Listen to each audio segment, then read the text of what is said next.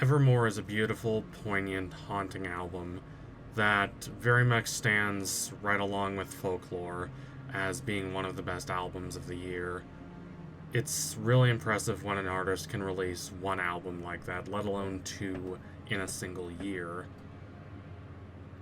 It's not the same as Folklore, and I'm a bit thankful for that.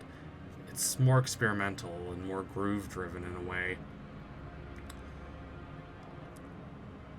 It's absolutely fascinating, and I really admire her ambition. I really do believe this album is a masterpiece, so let's delve into this track by track to see why exactly it works so well.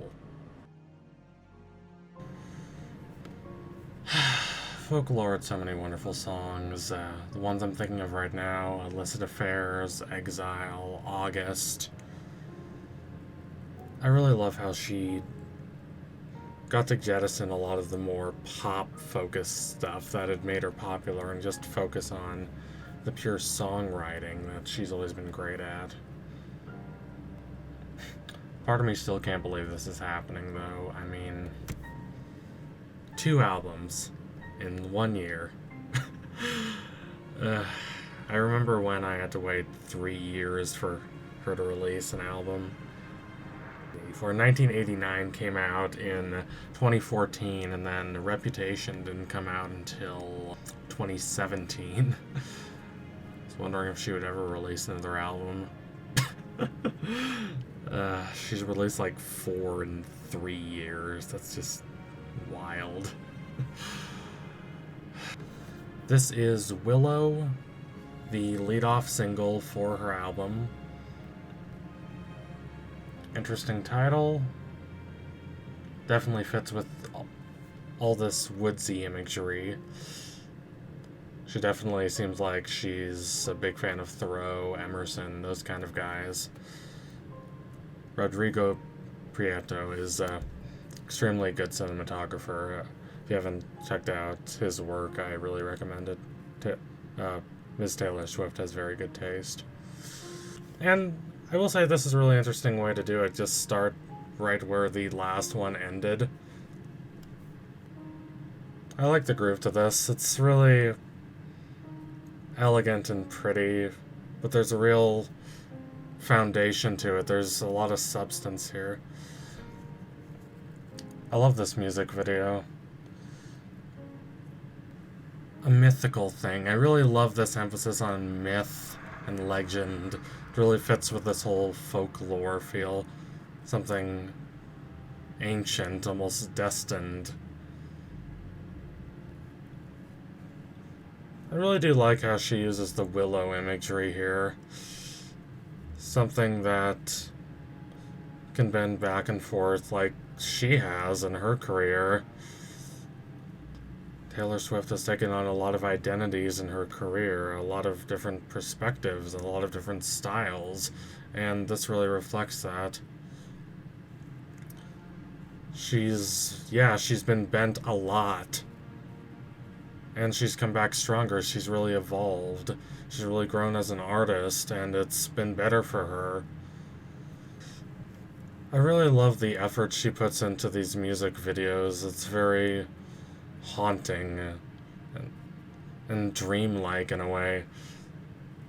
It's probably the best word I can find to describe this. It's very dreamlike, strange and enigmatic, and mysterious. And I really respect how she manages to both constantly call back to all her past work, both right here to Folklore and to everything that came before that, and yet still make it feel organic and elegant and alive. And it's a very nice, pretty song. It's elegant and lovely and very sweet and tender. She definitely seems like she's in a very good place in her life. Champagne problems. I really love this opening piano riff. It really creates this feeling of tenderness and intimacy. I'm really impressed by how Taylor Swift has grown as a singer.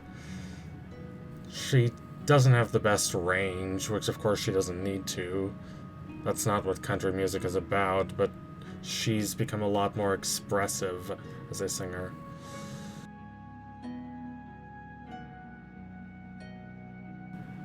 I love how she says champagne problems. It creates a lot of pathos. She imbues that with a lot of energy and intimacy and emotional power. And I love the multi-tracking on this one. Her voice sounds so ethereal when it's processed like that. And I love how the song has the space to breathe and grow and just revel in the atmosphere. Deck the halls, 1 for the money, 2 for the show. Taylor is one of the few people who can throw in a bunch of Christmas references and Elvis references to something that's completely unrelated and still make it work. She says that she loves taking phrases, common phrases she's heard, and finding a way to work them into her songs, and I really appreciate that. Again, I really love how she makes her voice so expressive. It's really admirable. Again, the production here is so controlled, yet not too understated. Okay, next up is Gold Rush. I love the name she gives to her songs. It's very evocative, very elegant. I love how she can bring in all the distorted electronica on a song like this and not make it feel jarring. This is an interesting one. There's a lot of energy, a lot of passion. There's a nice clip to it.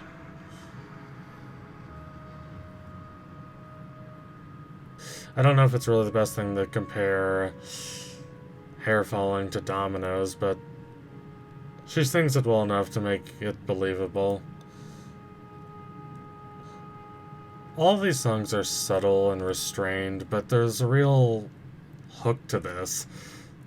Like, this is something I'm imagining is going to be stuck in my head again and again and again throughout these next weeks.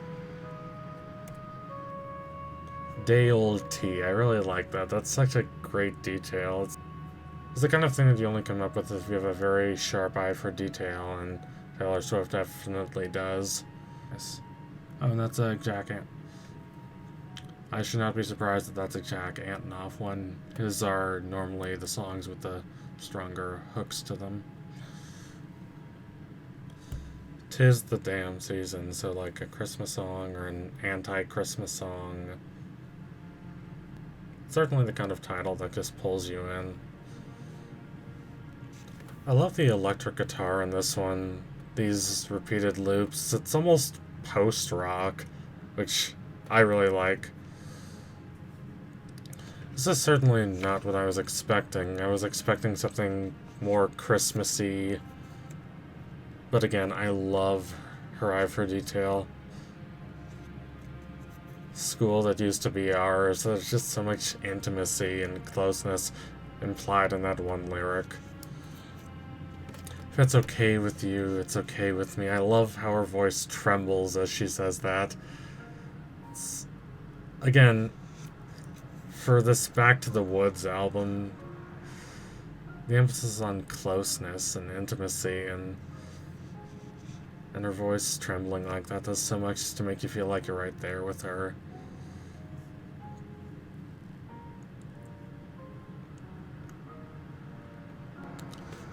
I like the pain here.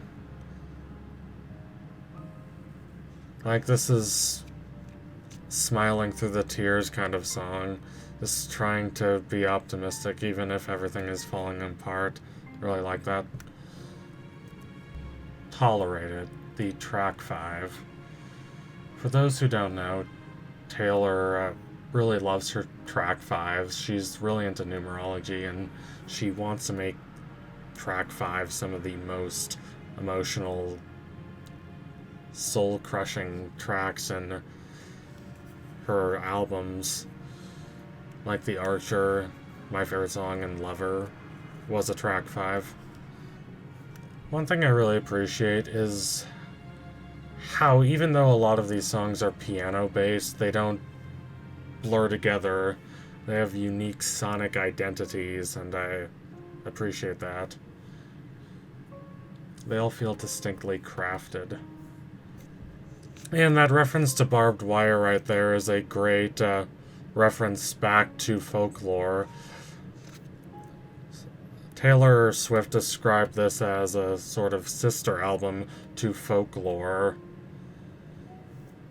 And I love these callbacks. They reinforce the tie between the albums. But yeah, this is a very heartbreaking, desperate song. You really feel the pain and desperation in each lyric. And lonely piano really accentuates that feeling of isolation. Tolerated. That's such a cutting, cold line, and she knows it, and she writes a song around the coldness of that, and it's extremely effective. Beautiful and painful. It's poignant.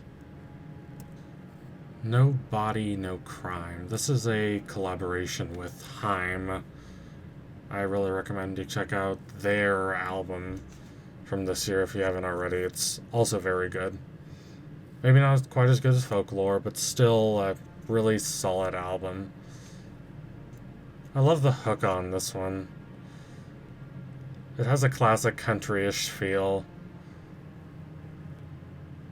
And not the more sweet and innocent side of country that she talked about in her early albums. This is the more bitter, hard-hearted, lonely side of country music that I always personally prefer. There seem to be a lot more hooks on this album than the last album. Like, I can definitely imagine a lot of these songs appearing on the radio.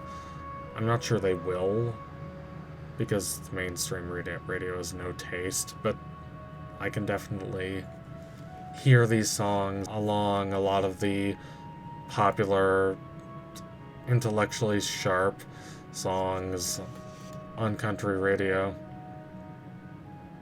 And another thing she takes from classic country music at its best is when they repeat the chorus, but they transform it. The chorus itself stays mostly the same, but the context shifts. So we hear different things each time we get to the chorus. It's a nice way to take the conventional structure of these kinds of songs and use it to your advantage. I do wish Haim was more prevalent on the song, though. But that's the only complaint I have.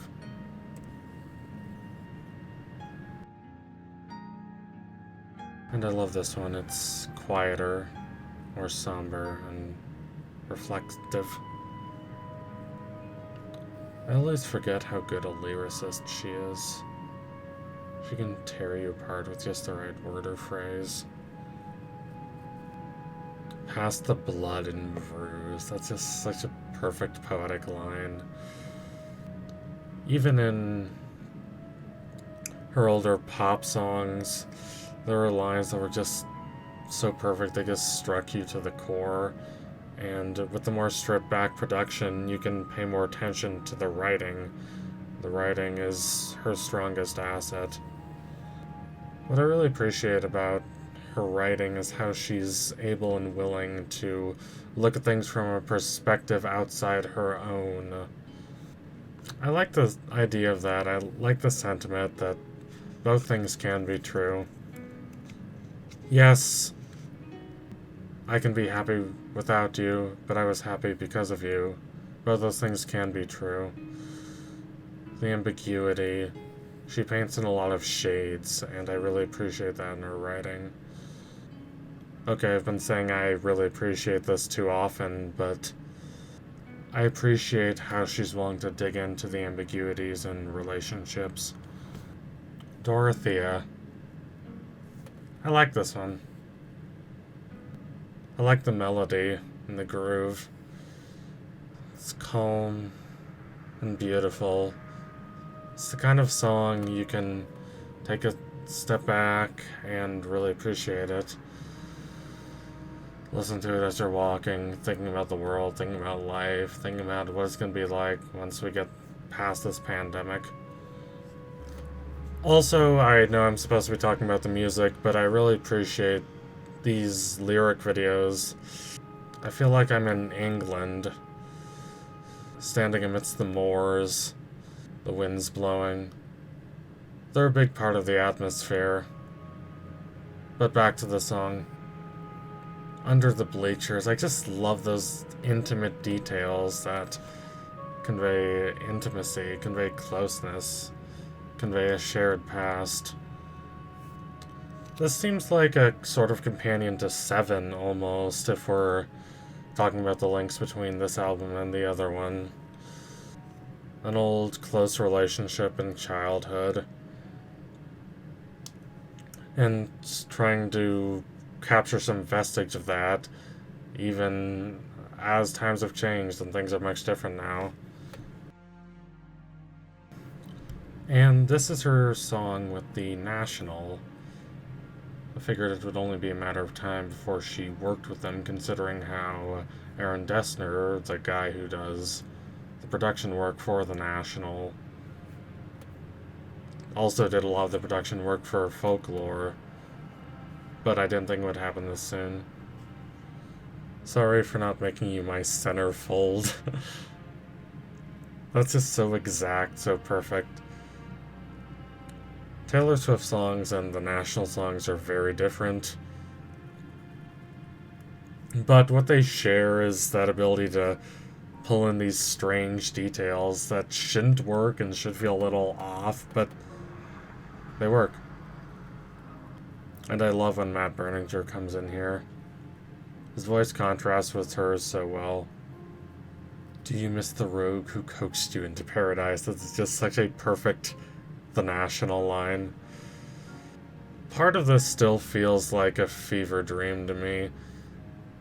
If you had told me 10 years ago that Taylor Swift would be collaborating with this very critically acclaimed and quote-unquote cool indie musician, I would have been just shocked, but she is, and it works. And when they sing together, it just sounds so good and so beautiful. And I love Swift's voice on the backing track. Just adds it that little ethereal touch. Really adds that extra little something. Creates this world in the song. This is probably one of my favorites in the entire album. There's so much to create a very distinct mood. I love the hook here. If there is one criticism I have on Folklore, is that it doesn't have a lot of strong hooks. I mean, there are a few examples like Exile, to an extent, definitely August. I do like how often she curses here. I think she wants to make up for all those years when she didn't curse, because she was like Miss Pretty Princess, Miss Americana. She's really growing up. She's matured into a very thoughtful songwriter, and it's been great to be there for that evolution, and this is a major step in that evolution. Another song about illicit connections. Really beautiful and strange. 2006, first album, Taylor would have completely condemned the idea of relationships that weren't so perfect, that were morally gray or even morally abhorrent, but 2020 Taylor brings a lot more perspective. She's willing to interrogate these relationships and look at them in all their intricacies and specifics. And of course, again, this is a very catchy song. This is another one that's going to be stuck in my head for a long time. And this is Cowboy Like Me. I saw a lot of memes and posts about this one after the unveiling of the track listing. A lot of people putting on cowboy hats. But this song isn't as twangy and country-y as, say, Betty or even some of the other songs on this album. I love just bathing in the atmosphere she creates. Some people said that a lot of the songs in Folklore blended together. I didn't agree with that for Folklore, and I certainly don't agree with it in terms of this album. The lyrical and sonic ideas put into each song really differentiate them, really make them stand alone, stand as their own distinct things, and distinct entities. And when the more country-ish elements do come in to this song, production-wise, they really fit. They don't feel gimmicky. Forever is the sweetest con. That's another perfect Taylor Swift line. Again, even in her less good albums, she's great at coming up with these perfect lines. And in this and Folklore, they just stack up line after line after line. It's like watching a master go about their craft.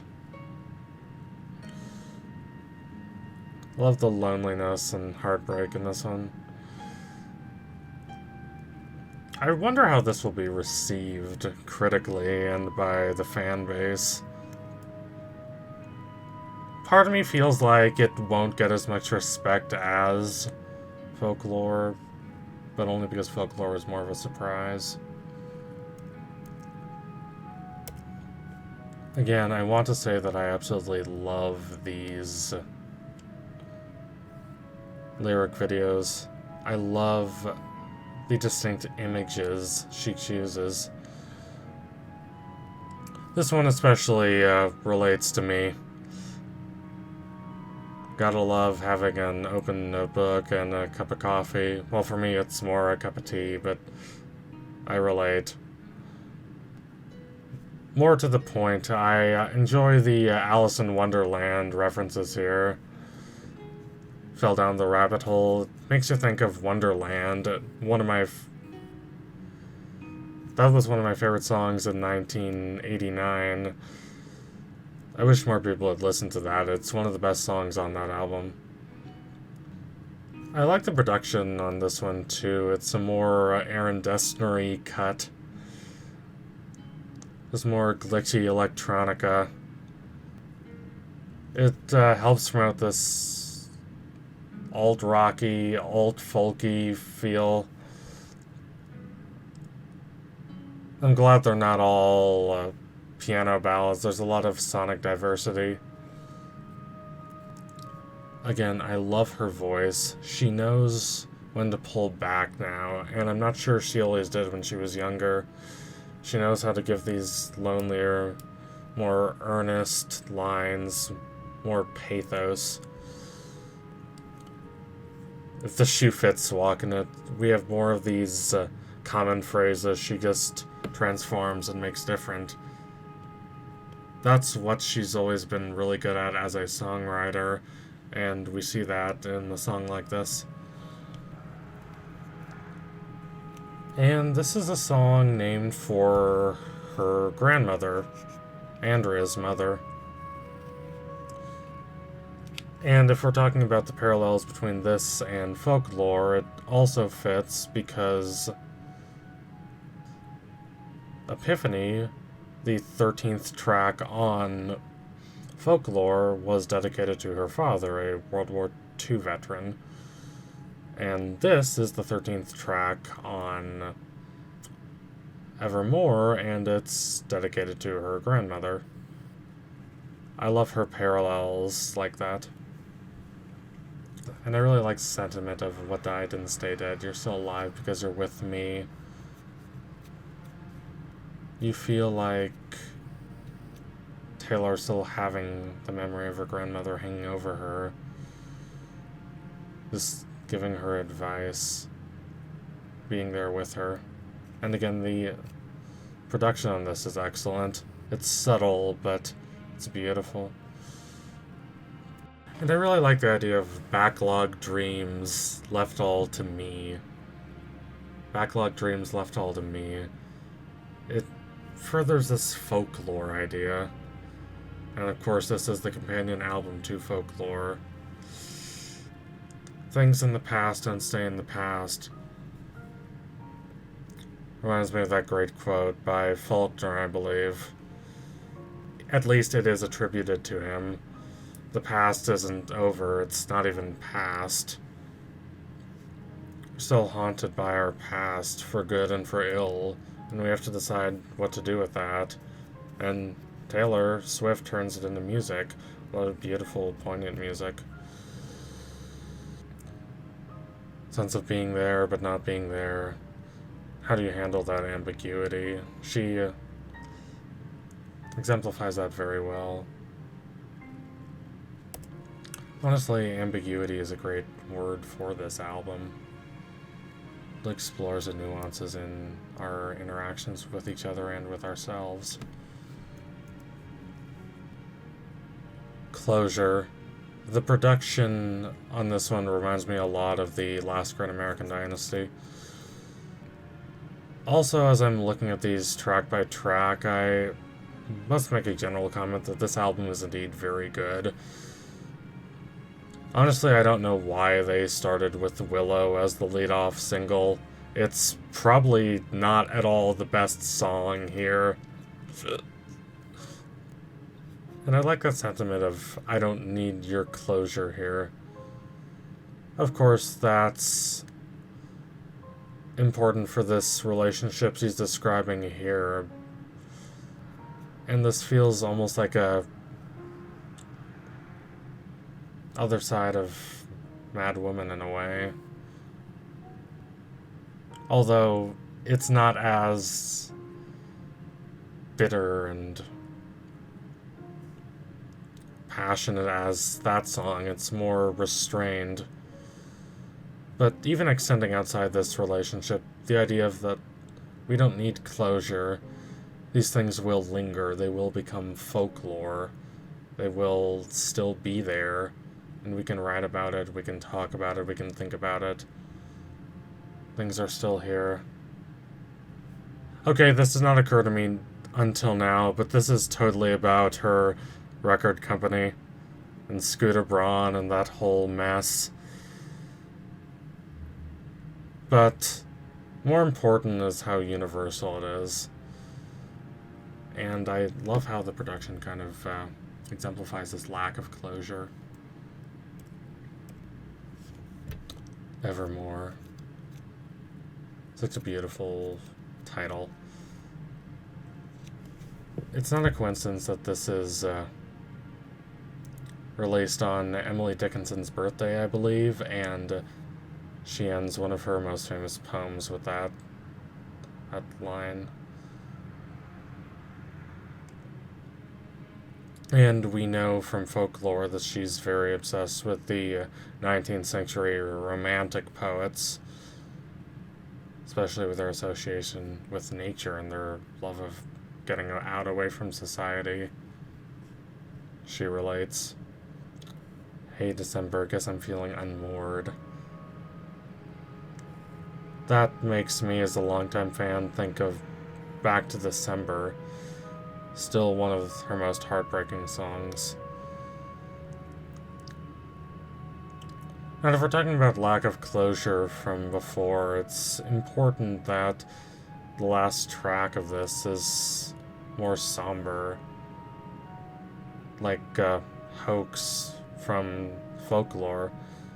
There are things that won't always be settled. There are some things that can't be settled. I love when Bon Iver comes in. I do love Justin's voice. Justin Vernon, of course, the lead singer of Bon Iver.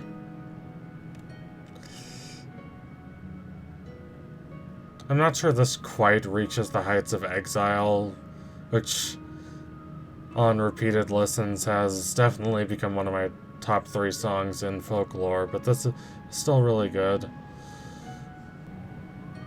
A beautiful, thoughtful song. And it's a very beautiful, thoughtful album. If you had told me last year that we would be getting 2 Taylor Swift albums, I'd say wow, and I'd say whatever else happens that year, it'll be fine. Haven't gone through this year, I don't know if I'd go that far, but this is a wonderful album. The second of 2 wonderful albums. Could you say it's better than Folklore? I'm not quite sure. I'll have to think on that a bit, but it's certainly as good.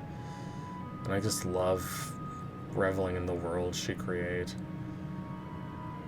She's brilliant at building atmosphere. She's brilliant at these very precise details.